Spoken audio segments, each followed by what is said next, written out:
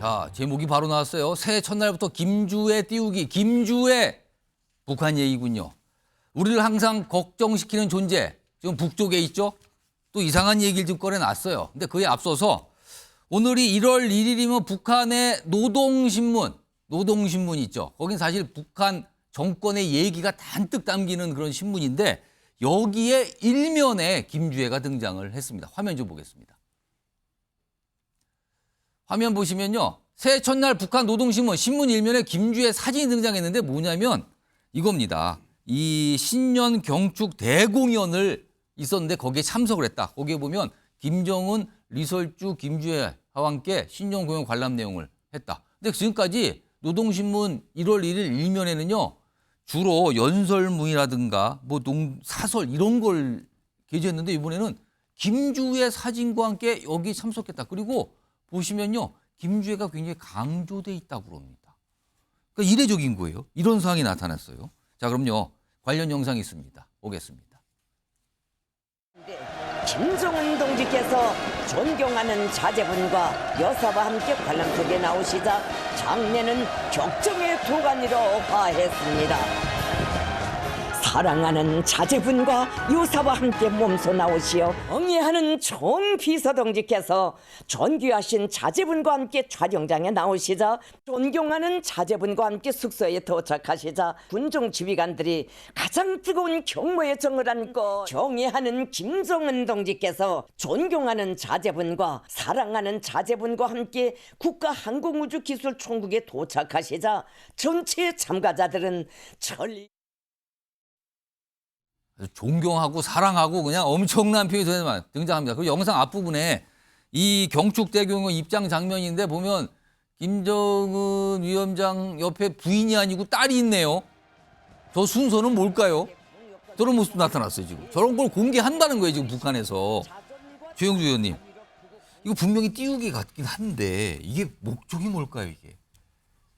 네, 4대 세습을 본격화하는 것이라고 보여야 되지 않겠습니까? 저게 북한에서는 저렇게 해서 선전선동이 통할지 모르겠습니다만 국제사회에서 특히 우리 대한민국에서 볼 때 얼마나 귀괴한 일입니까? 특히나 아주 어린 딸을 이렇게 아니, 부인이 아니라 딸이 옆에 앉는단 말이에요. 이게 지금 여러 우리 북한 전문가들 또 국제사회에서 여러 해석이 나오고 있습니다만 권력 승계의 이제 징후를 이제 분명히 하고 있습니다. 또 하나 이제 문제는 그 김정은이 이야기 내었던 우리 대한민국 정부에 대해서 그것이 민주당이었던 또는 우리 국민의힘이 계열이었던 이제는 모두 똑같은 사람들이다라고 하고 그동안은 역대 정부가 사실 뭐 평화적인 통일 노력도 남북 간의 공존과 어떤 협력의 노력들을 다 하지 않았습니까? 문재인 정부 때는 정말 온갖 험한 말을 다 들어가면서까지 했는데 이제 우리도 좀 분명한 이제 좀 결단을 내려야 될 때 같습니다. 더 이상 이 대북 정책에 대한 혼선을 이제 줄이고 분명한 판단으로 북한이 이제 핵무력으로 영토를 평정하겠다 그랬습니다. 네, 그런 분명한 목적이 드러난 만큼 그동안 우리는 북한은 그건 자유의 목적이다. 또 우리가 뭐 대화를 하면 그걸 포기할 것이다 그랬는데 북한의 목적이 드러났고 더구나 4대 세습을 해서 북한이 새롭게 변할 조짐이 전혀 없습니다. 그럴 때일수록 그럼 우리는 핵무력을 지금 이제 정말 이 머리 위에 이고 사는 그런 불안한 사정이 되었는데 여야가 또 정당과 정파를 넘어서 새로운 안보 위협에 대한 분명한 내부적 결속과 또 국제사회의 연대가 필요한 시점이라고 생각합니다. 이해식 의원님, 북한은 굉장히 가부장적인 사회로 알려졌는데 이게 세습이라 그러면 딸에게 간다는 거잖아요. 근데 이걸 어떻게 봐야 될까요? 정말 그 가능성이 있는 걸까요?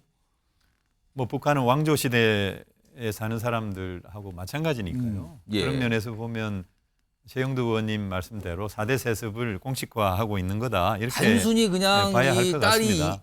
귀엽고 이뻐서 정도의 단계는 아닌 것 같아요. 아니죠. 그 단계는 아닌 것 같고요. 그리고 노동신문 일면에 사설을 폐하고 사진을 실었다라고 하는 것 자체도 정치적인 의미가 있는 것이고요. 그리고 이런 어떤 그 움직임과 더불어서 북한의 어떤 위협적인 핵무력 선동 이런 것은 그동안 우리가 많이 겪어왔던 것이고 그리고 남북 관계에 있어서 어떤 면에서 보면 뭐 그런 말이 있지 않습니까? 밤이 깊을수록 새벽이 가깝다고. 우리가 이런 어떤 남북 간의 평화에 대한 신념을 놓지 말고 이럴 때일수록 국제관계, 특히 한미일 간의 그런 공조, 특히 한미 동맹을 튼튼히 하면서 미일 일변도의 외교가 아닌 그야말로 한반도의 지정학적인 그런 특수한 상황들을 예. 잘 고려한 그런 러시아와 특히 이 경제적인 관계가 예, 예. 너무 중요한 중국과의 그런 관계 이런 것도 잘 생각을 해서 예, 예. 북한과의 어떤 그 평화 이런 어떤 신념을 예. 잃지 않아야 한다. 이럴 때일수록 중요하다 이런 알겠습니다. 말씀 드리고 싶습니다. 김정은 위원장이 우리를 향해서도 뭔가를 얘기했죠. 지금 이거 보도도 많이 됐는데 그중에 핵심 대목 하나 들어보겠습니다.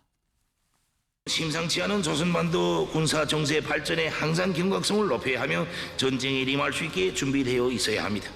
최근에도 언급한 바 있지만 미국과 남선 것들이 만약 끝끝내 우리와의 군사적 대결을 기도하려 든다면 우리의 핵전쟁 억제력은 주저없이 중대한 행동으로 넘어갈 것입니다.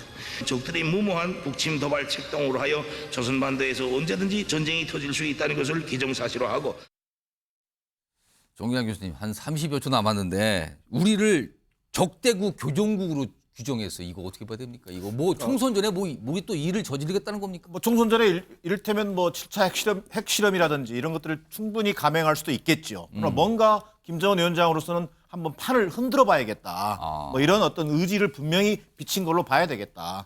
그렇게 보여지고요. 그 다음에 또 나름대로 어떤 그 앞서 우리 이해식원님도 얘기했습니다만 뭔가 이 신냉전 구도에서 예. 뭔가 북한의 어떤 핵무장 자체를 예. 뭐 정당화하려는 의도를 가지고 두 국가 체제를 얘기하고 있는 것 아닌가 이렇게 보여집니다. 아무튼 계속 뭔가 위협 협박을 하고 있는 상황이에요. 우리도 좀 예의주시하면서 좀 봐야 될 것 같습니다.